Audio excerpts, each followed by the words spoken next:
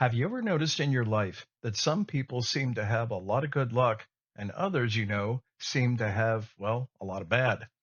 This is not your imagination, and it's really not a bad thing either, because it's just showing that your perception antennas are perhaps just a bit more sensitive than others. Hello, my name is Ernest. Welcome.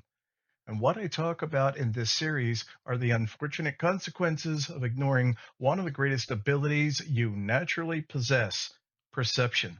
So, with no ado, let's dive right in. It seemed like forever gazing through the crystal glass, wondering what my perception might give me at last. But only the veil of Myra was I able to see, the misty vision of truth Myra made clear to me. Let's SE more. Hello, everyone. This is Ernest. Welcome. I would like to speak to you today concerning something that many people might consider to be very deep, but actually it's not. It's a bit metaphorical, yes, but not deep, because the most important things in the world that need to be understood should not be complicated. It should be simple. And what I wish to speak to you about today is simple. Imagine for a moment it's the 15th century, but you're a 21st century man who has somehow been able to travel back in time and strike up a conversation with a pleasant man at an inn or tavern, if you will, and you started explaining how you were from the future. And the man you were talking to would have asked you about life in the 21st century.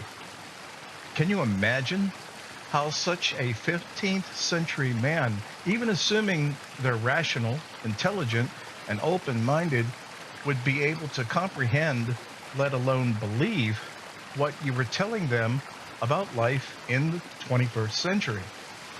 And besides that, the very real possibility, it being the 15th century and all that, of being accused of being the devil, or at least being possessed by the devil, and being tortured, or perhaps even put to death. This is often what I feel like, trying to communicate or give advice, even though it is the 21st century, and that's really pretty damn bad. Word to the wise, though.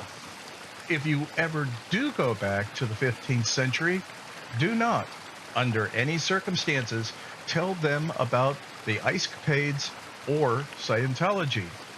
That will definitely get you crucified. So now perhaps you have a better understanding for the position as a seer I find myself in.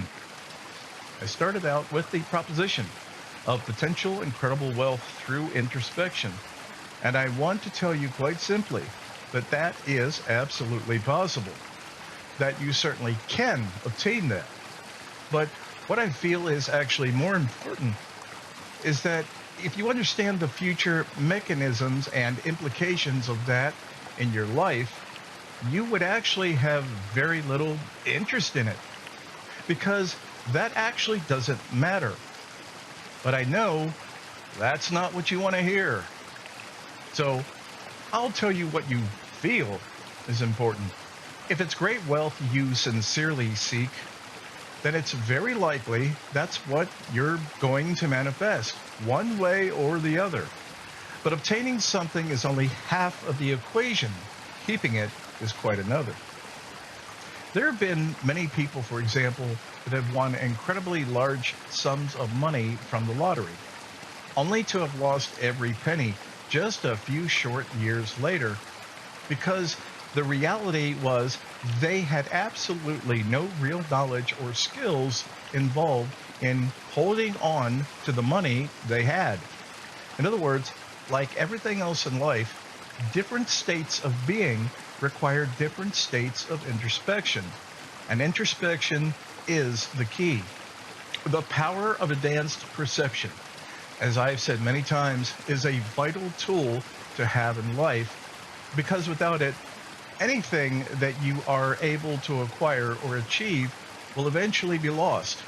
without solid levels of introspection, always.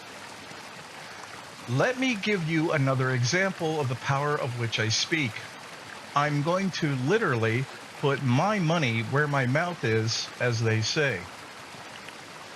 I will tell you with complete honesty that I would be very thankful and grateful to be given $1 million. Now, perhaps what I just said may make you laugh. Of course, you might say, who the hell wouldn't love to have $1 million given to them? That's no great revelation there, Ernest. So as you're recuperating from your laughter, which I totally understand, here's my statement concerning this. I absolutely cannot and will not accept any large amount of money from certain sources, Elon Musk being one of the many prohibited sources.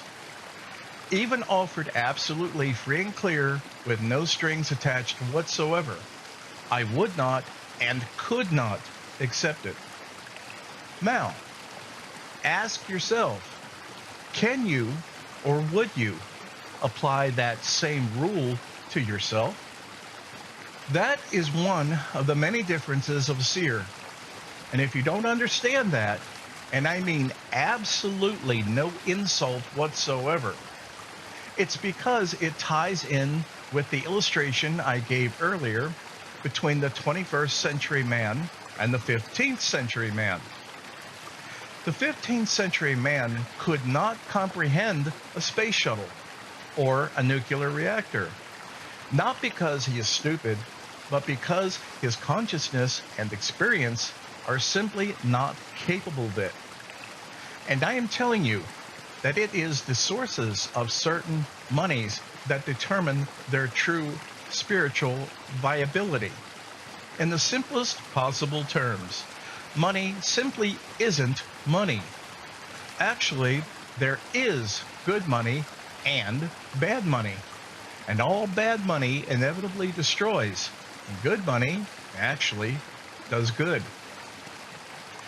So I hope I didn't talk your ears off. And I certainly hope you gained some insight from that. And of course, if you want to know more, simply reach out to me via my website link in the description below. At least I can tell you, I would certainly appreciate it if you would subscribe and hit the notification bell, because it helps me to keep posting interesting and valuable information like this. And that doesn't require deep studying your intuition, just a little common sense. Until next Monday or Friday, this is Ernest, and I usually always am.